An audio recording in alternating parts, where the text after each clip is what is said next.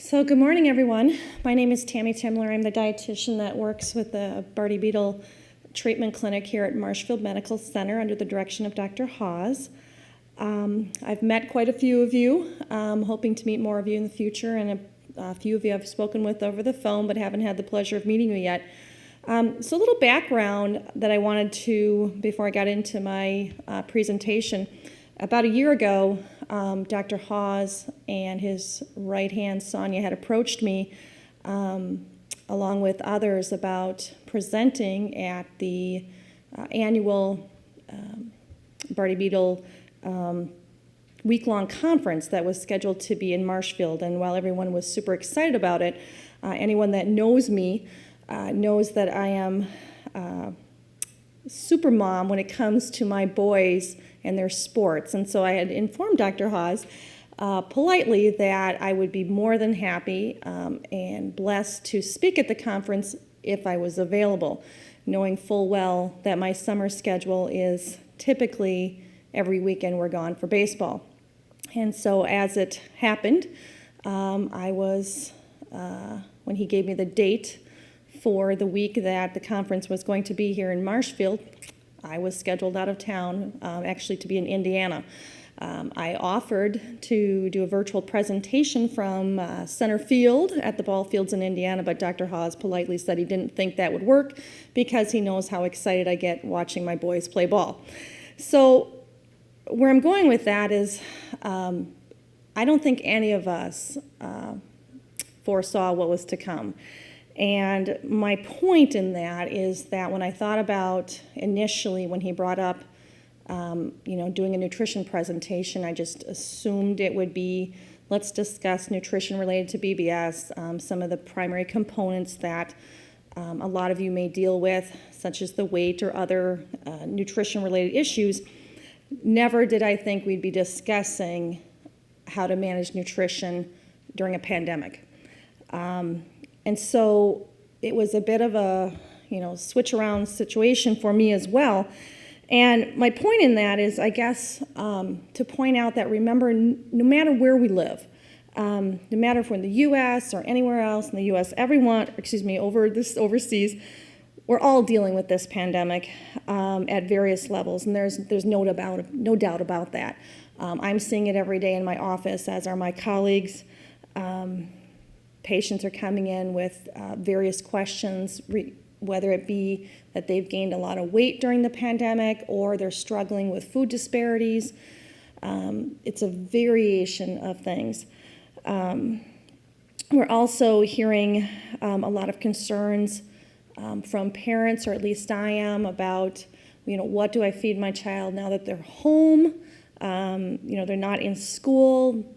I'm now becoming a stay-home-at parent or the stay-home-at teacher, virtual classrooms and living rooms. We're doing a lot more telemedicine visits versus, patients coming in physically. So there's a lot of questions. Getting a lot of questions about, there's a lot of places, restaurants are no longer open, or they're limited hours, closing early, to places that are just outright in quarantine. Also getting a lot of questions about what do we do for activity now that perhaps there's no public pool access, there's limited access to beaches, parks are closed, patients that are afraid to go outside to exercise. So what do we do? I don't think anyone knows how long these virus safety measures are going to need to stay in place, but we do know that healthy eating is important to keep our immune system in top shape, in addition to all the other reasons that good nutrition is necessary. So this subject today is going to be a little broad-based, and I'd certainly welcome any questions that anyone has after this presentation, and I can get back to you individually or another virtual presentation like this. So I think the biggest concept related to healthy eating during this pandemic is really a lot of planning. Planning is so important in relationship to a healthy diet to begin with. And even more so, I think now, And I really encourage my patients and their families to try and do as much menu planning as they can. So thinking about what you're going to have perhaps for those 3 meals and trying to base your grocery list off of that. I have some patients and families that are perhaps comfortable masking up and going to the grocery stores, others are not. Some are doing the side grocery store pickup that is available at a lot of places. Regardless of which way you opt to go, I think it's important to the best of your ability to try and stick with that list that you've developed from for the grocery store. Not only, I think, does it keep from bringing things into the home that maybe don't need to be in the home, it's also, to be honest, saves you money if you don't deviate from your list. Before, even as you do that, I think it's important to take a look at, go through your refrigerator, see what you have. Also take a look if you have a pantry. Go in your pantry, see what you have available, so we're not stockpiling. Choose a mix of, in that pantry, foods that are shelf stable. Otherwise, if you have the freezer space, you can stock up on things that are frozen. And then the fresh foods, that's a little bit more difficult for some people. What I'm hearing is the people that are picking up by the curbside, sometimes the ability of the fresh is not as perhaps fresh as they would be when they pick it out, but again, there's pros and cons. So doing your best, I think, to, when you have those shelf-stable items, and if you do this, whole grain pastas, rice, even beans, different legumes are an excellent source of protein. They keep for lengthy periods of time, low fat. The frozen foods, certainly vegetables and fruits, at least here in Wisconsin now, it's that time of year where we've got the farmers markets are really blooming right now. It's a good time if you have the ability to prepare things and freeze them for long term. So fresh foods, of course, if you like your meats, it's a good time to do that. Meats, dairy, you can freeze bulk items. Another thing that I'm running across with patients in clinic or telemedicine or over the phone is there's obviously a lot of stress going on. So talking to families about trying to make mealtime as pleasant as they absolutely can. It's a good time, and I've had families doing this, about trying new recipes. Just thinking outside the box a little bit. It's a good time. Why don't we try this? Or maybe we can try that, and seeing if they can come up with some new ideas. Encourage, people to reconnect at the table. I don't think we see that as much as we used to, sitting down around the table, if you can.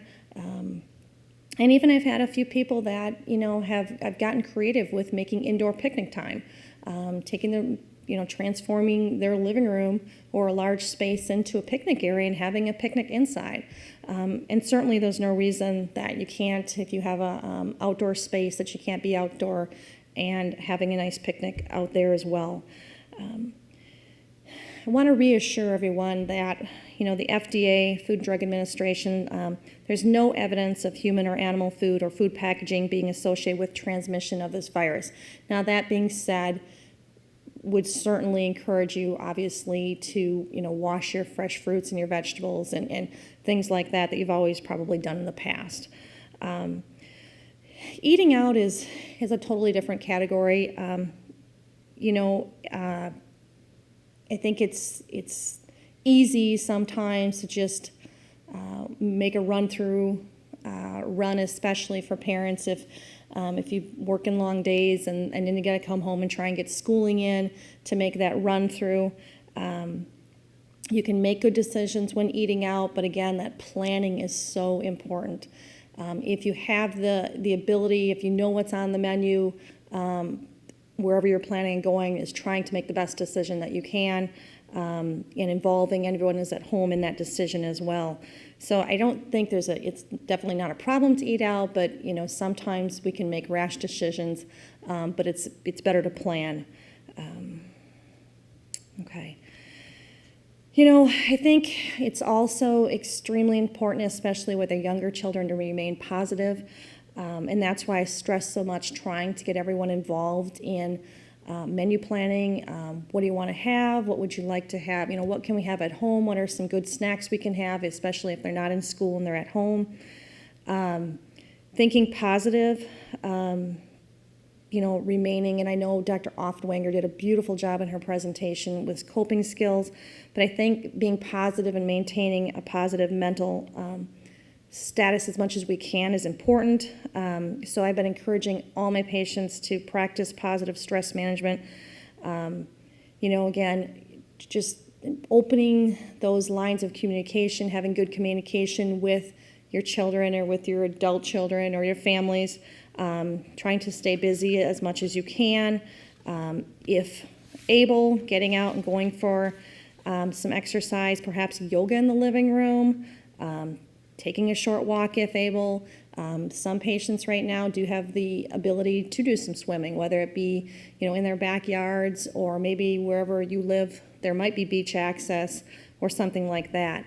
For the families with young children or school-age children out there, if your child is going back to school in the fall, which a lot of us we don't know, I think it's important to try and maintain structure. Not only structure in meal times, but structure in, bedtimes and wake up. Being mindful of trying to keep them on the same pattern each day as much as you can. Sometimes that's difficult, and I know it's hard in my household. But we talk a lot about trying our best. Doesn't always succeed, depending on what's going on, but eating meals at around the same time. Having, again, those healthy snacks in the house, trying new things, with the hopes that, at some point life will get back to whatever we want to call normal or the new normal. What I have also found in clinic, in just talking with patients and talking with my colleagues as well, is a lot of the kids are struggling a bit with some boredom. They're not, sure exactly what to do, so as much as we can, we've been giving different ideas for here's how to keep them busy. And I also think it's important along with that busyness is to set some good guidelines. And relationship to nutrition is, giving some guidelines to when the kitchen is open and when the kitchen is closed. Now, outside of BBS, I am finding that we're seeing, unfortunately, more people coming in with weight gain. Some of that is related to overeating. Some of that is related to a lot of stress, a lot of anxiety, nervousness, uncertain of what's going to happen. Again, whether it's being the school-age kids coming out of school and now maybe their source of activity has decreased significantly and there's nothing to do at home, so they find themselves maybe eating a little bit more. Our adults, a lot of stress, a lot of anxiety, and sometimes they turn to food to deal with that.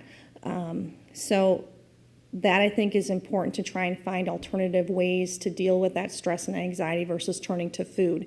And again, going back to one of my original comments is trying to keep your home as what we call environmentally safe as you can in relationship to food. So bring in the foods that are healthy, are good choices, and trying to keep those other maybe not so good choices to the occasional treat or the occasional, well, let's go out and have an ice cream, versus bringing a tub of ice cream into the house. And everybody's situation is a little bit different, but those core principles of keeping that structure in place, planning, I think are so important. And for our school age, if schools, some schools are starting up, at least here in Wisconsin, others are not. It's a variation. And I think I stress to my parents, do the best that you can. We have to learn from the situation that we're at, whether that be virtual or in classroom. Our normal might not be what it was a year ago. So we have to learn how are we going to deviate and make this the best situation that we can. There isn't any one specific. I get this question a lot. Is there any food I should be eating or shouldn't be eating during this time? And there's not. Many of you, all of the patients I think that I have previously met in the last 5-6 years while we've been doing this treatment center, you families are wonderful. I think the nutrition knowledge is there. Sometimes, what we all struggle with is how do we apply what we know, and that's always the situation that we run into. So I wish I had better news to say when is this all going to go away, but I don't. And I think even as a dietitian, we are going to learn more as time goes on about our role in helping patients get through this from a dietary standpoint, but I know you all will do fine. I encourage you, if you have specific questions related to your situation and related to diet, to please let me know. Send those questions to Sonia, and she will certainly get them to me, and I will respond back again in either directly to you or however they want me to. All right, thank you. Have a nice day.